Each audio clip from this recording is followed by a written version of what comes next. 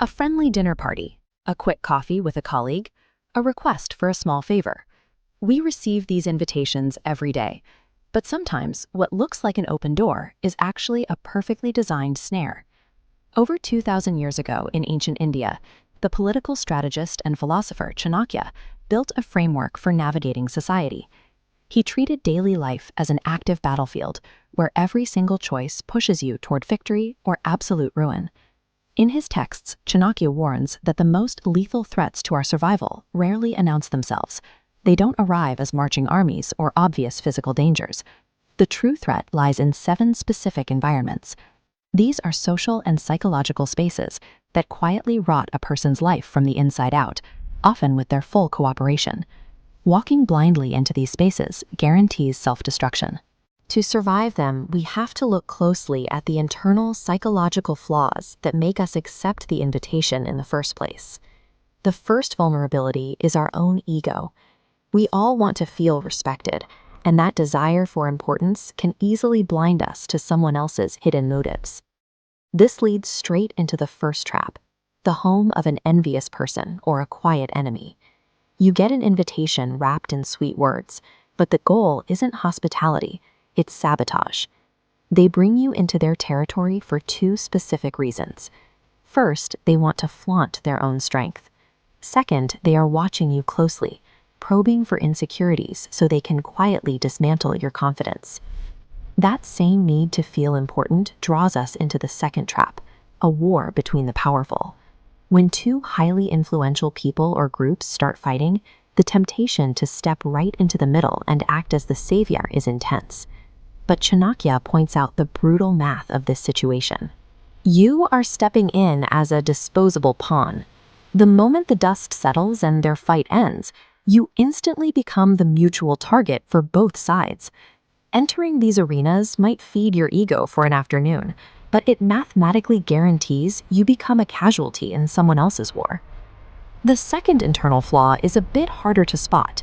It's a mix of low self-worth and misplaced loyalty, usually disguised as simply being a good person.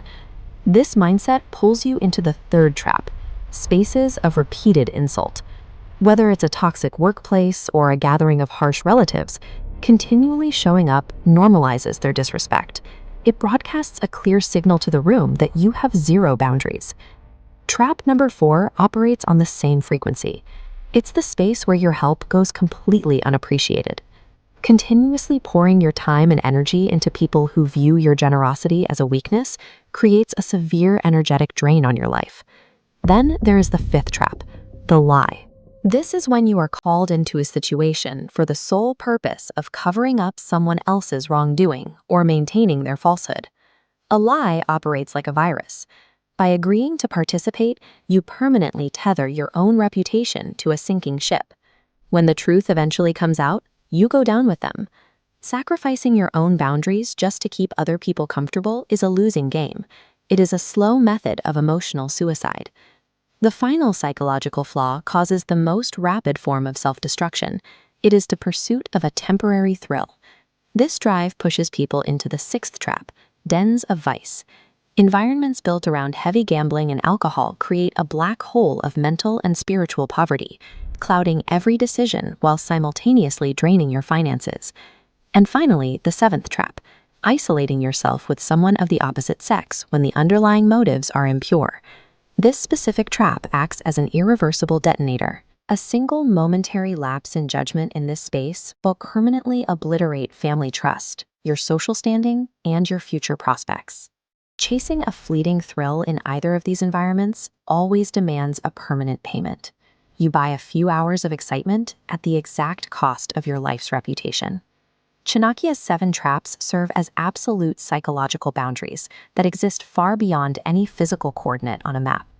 We live in a world where we set up 2-factor authentication for our bank accounts and put heavy locks on our doors, yet we leave our character completely unprotected, walking right into social snares. Chanakya's philosophy forces us to measure value differently. Your character, your self-respect, and your peace of mind. These are your only real assets. Once your reputation is permanently stained by walking into the wrong room, no amount of financial currency can ever buy it back. True intelligence is the wisdom to identify a dangerous invitation from a mile away, establishing the boundary to say no before a struggle even begins.